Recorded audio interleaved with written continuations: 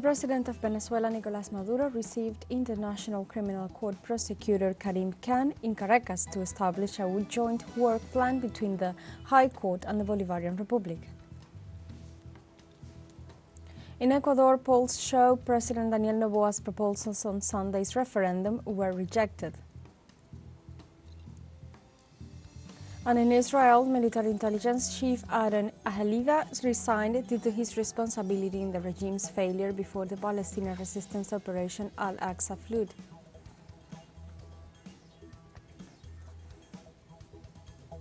Hello and welcome to From the South. I'm Alejandra Garcia from teleSUR studios in Havana, Cuba. We begin with the news. The president of Venezuela, Nicolás Maduro, met in Caracas with the prosecutor of the International Criminal Court, Karim Khan, with the objective of establishing a joint work plan between the High Court and the South American government. During his 3 days in the country, the high officials is expected to sign technical assistance and cooperation agreements between the International Court and local judicial institutions.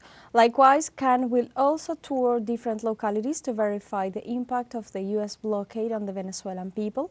This would be the first visit of the prosecutor's Karim Khan in view of the upcoming presidential elections to take place in the Latin American country on July 28th.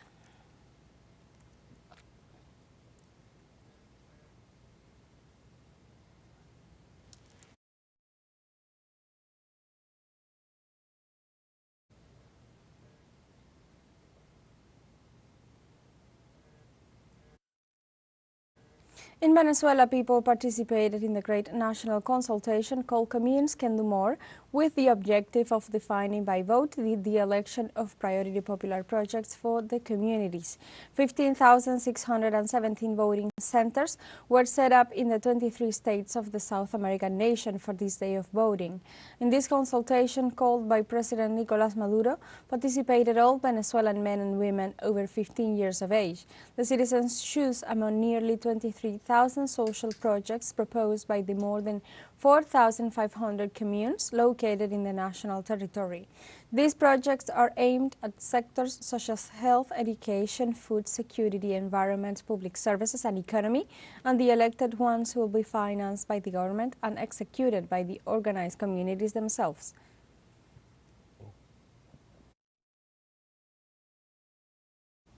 International observers accompanied the process of popular consultation on communities projects. Our correspondent Gladys Quesada will provide us further details on the experience. On Sunday, more than 200 international observers gathered in Venezuela to accompany the popular consultation on communes. They came to see how the people are being asked about their specific needs and to allow solutions to be found from there. Many come from progressive social movements and consider this process as a possible path. I've found this process so far already, learning about it, very inspirational. I'd like to bring back that feeling of inspiration and struggle from Venezuela back to Australia. In their trip to Caracas, the observers had the opportunity to learn how each commune, in assemblies and grassroots discussions, identified their most pressing problems: improving water and electricity services, repairing common infrastructure, watching over the state of the highways and the roads, concerns that are not far from their own.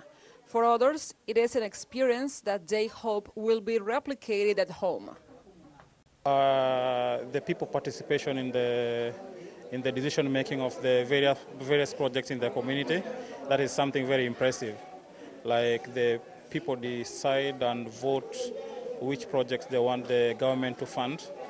That's something I've not seen anywhere else, so it's something very nice. In their goal of taking part in the consultation, many of them took route to the hills in Antímano. There, they learned about communal strategies like a social dining room that feeds the most vulnerable, or a textile workshop that makes and provides free of charge school clothes. Many take with them the impression of a process as wide and complex as this one. Others understand that more about popular power, and some take another values. Hugo Chavez to start to reorganize political, social processes in Venezuela many years ago, and now Nicolas Maduro more to continue this process in Venezuela. So I think it will be a very good experience, personal experience, and of course for future processes too. From the consultation will come out winning projects that aim to improve the life of Venezuelans from their own decision under the premise that popular power is possible. Gladys Quesada, teleSUR, Caracas, Venezuela. The government of Colombia and the ELN continue peace talks in Caracas, Venezuela. They also condemned the actions of the Ecuadorian police at the Mexican embassy in Quito and the violence against their diplomats. Our teleSUR correspondent Hugo Presa with the details. Muchas gracias, saludos. Thank you very much. Greetings. This Monday, in a joint press conference, the delegations of the government of the Republic of Colombia and the delegates of the National Liberation Army, ELN, gave a short report on the talks held during the last 10 days here in Caracas. Both thanked the guarantor countries for giving them the opportunity to continue this process that seeks peace in the neighboring country.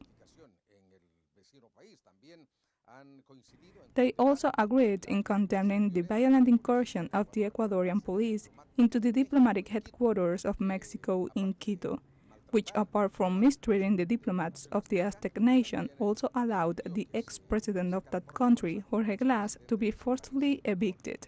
Another aspect that both delegations agreed to condemn was the assassination of a popular leader in Colombia, who was killed in the last few hours in an area besieged by paramilitary groups.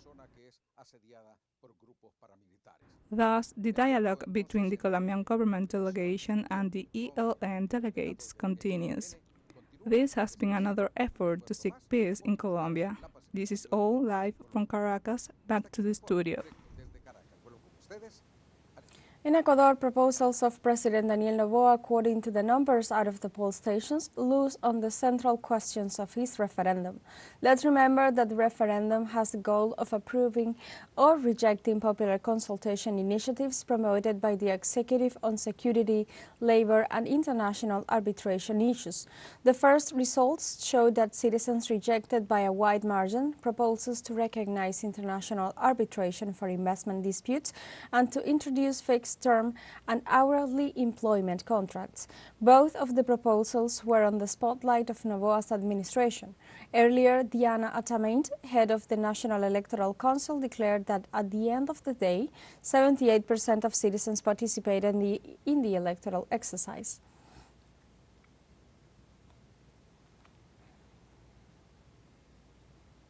In Colombia, right-wing sectors rallied against President Gustavo Petro in several cities of the country.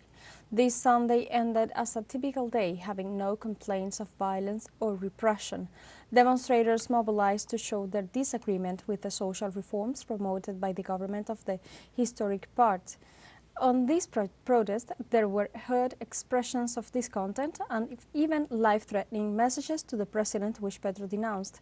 Notwithstanding, on May 1st, a new march has been called for backing up the government.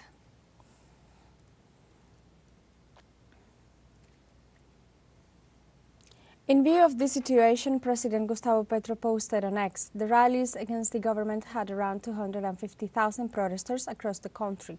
Riots prevailed in the following order: Medellin, Bogotá, and Bucaramanga. Meanwhile, regarding the rest of the 18 cities, demonstrations have been weak. Likewise, Petro underscored it is not about splitting the country up as it is already divided. It is about the population's voices be sound off. In the face of these different voices, the government will find ways of understanding. However, if the right wing wants to circumvent the elections and disrespect the people's vote, there will be no understanding. The National Pact is for the future and not for the past. In Argentina, the government of Javier Milei ordered the closing of doors of the National Institute of Cinema and Audiovisual Arts and suspended all its employees. The decision was taken following a resolution due to the adjustments and the funding plan of President Milei. In this sense, all employees will receive a mandatory leave of absence until the reorganization of the entity is completed. These measures are limited to administrative tasks on a temporary basis, besides affecting more than 250 employees of the sector who will be reassigned to other areas of the national government. On the other hand, it is expected that in the next few days they will take to the streets to demonstrate in rejection to Javier Milei's government.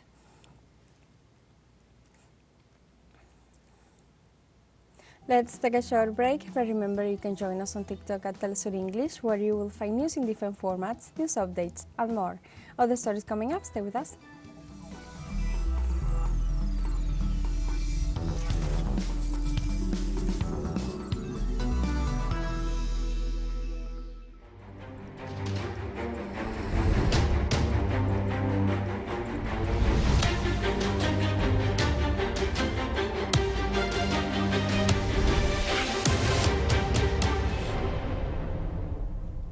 Welcome back.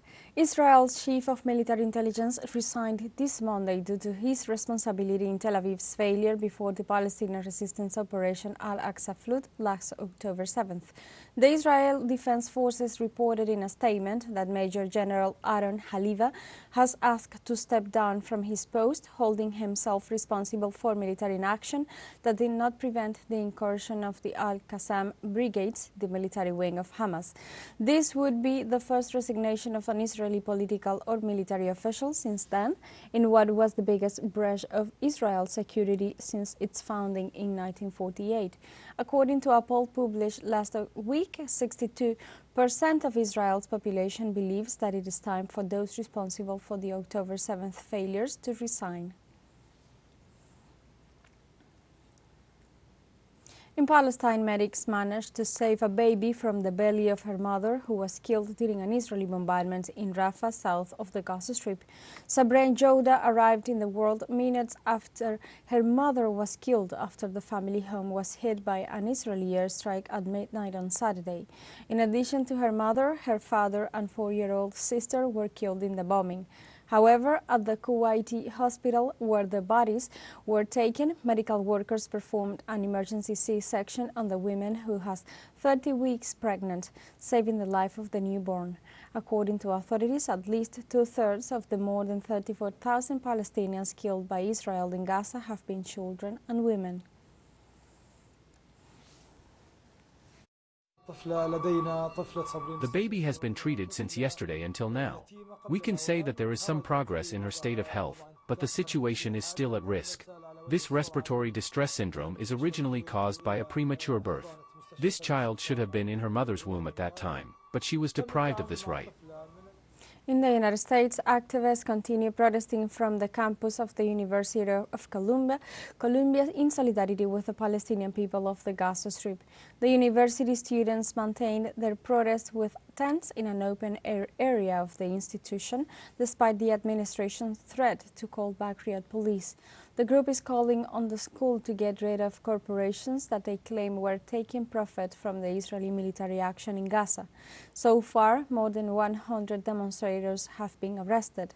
There were also demonstrations reported at the University of North Carolina, while the Harvard University Palestine Solidarity Committee announced a strike to express support for the steadfast Columbia students. The Israeli army carried out a new incursion against a Palestinian refugee camp in the occupied West Bank. Local media confirmed that Tel Aviv troops stormed the Balata refugee camp east of the city of Nablus, as well as other Palestinian camps during the early hours on Monday morning. The military forces, accompanied by Israeli settlers, deployed patrols, armored vehicles and bulldozers to evict the Palestinian refugees. The violent actions of Israel were accompanied by gunfire and aggression against residents of this and other neighboring towns. According to the Palestinian Ministry of Health, at least 6 people suffered gunshot wounds during the Israeli invasions. The Lebanese resistance movement Hezbollah attacked the Israeli settlement of Shomeira in response to the attacks perpetrated by the occupation army against villages and civilian homes in southern Lebanon. In a statement, the movement confirmed that it had attacked a building used by Israeli uniformed forces in the occupied Lebanese town of Tarbika. The resistance fighters further reported the destruction of newly installed surveillance equipment around the Doviv barracks, as well as the firing of heavy rockets towards an Israeli soldier's position south of the military site. The Lebanese resistance reiterated their will to continue until the Tel Aviv regime ceases its actions over Gaza.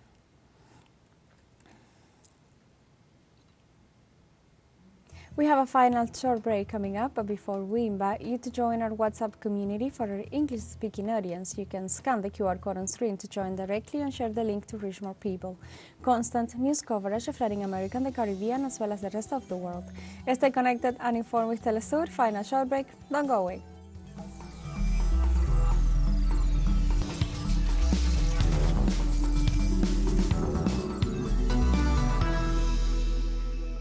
Welcome back to From the South. The governments of Pakistan and Iran strengthened ties, increasing bilateral agreements to $10 billion a year for the next 5 years. Iranian President Ebrahim Raisi arrived in Pakistan on Monday, heading a high-level delegation as part of a 3-day official visit. After signing bilateral agreements, Raisi and Pakistani Prime Minister Shehbaz Sharif stressed their interest in enhancing bilateral trade ties and promoting business activities in the border areas to ensure the development and prosperity of their peoples.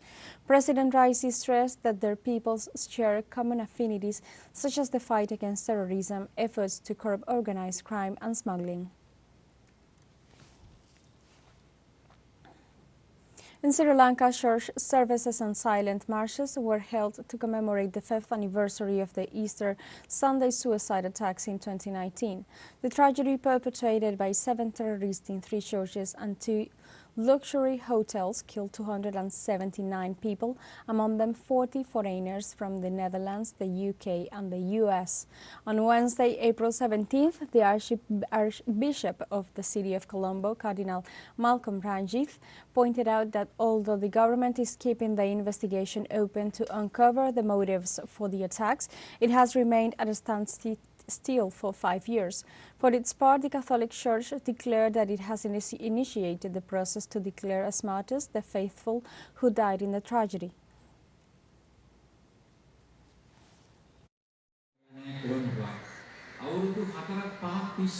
Those who have governed the country during the last 4 to 5 years tried to hush up the Easter attack. UK Prime Minister Rishi Sunak pledged Monday that the country's first deportation flights carrying migrants who entered the country illegally to Rwanda would lift in 10 to 12 days to 10 weeks. Sunak made the comments at a news conference after vowing last week that Parliament would remain in session until the legislation is passed. Sunak demanded that the unelected House of Lords stop blocking legislation allowing authorities to deport some asylum seekers to Rwanda, as he seeks to make good on a campaign promise to stop the boats that bring migrants to UK illegally. The plan has so far been stymied by a series of court rulings and vocal opposition from migrant advocates who say it is illegal and inhuman.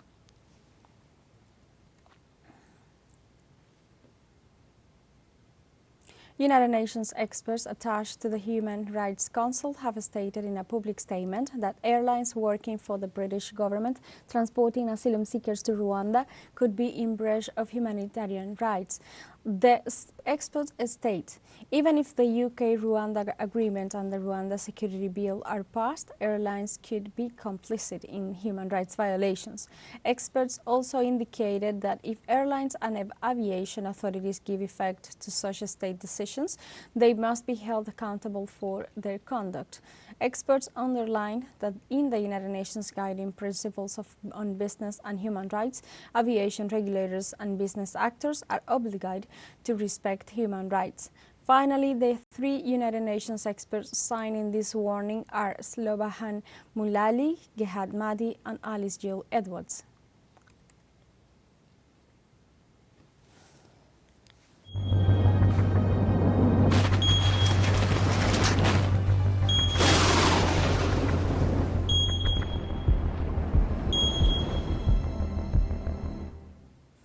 Burundi, citizens continue to cope with floods, which have left thousands of people evacuated and property damaged. Flood waters of Lake Tanganyika overwhelmed the port of Bujumbura, the economic capital of Burundi. According to the United Nations, since September, more than 200,000 people have been affected in the country, while some 19,000 houses have been destroyed. Climate experts say that the weather phenomenon in Burundi and other countries in the area are part of the extreme conditions related to the El Niño weather pattern.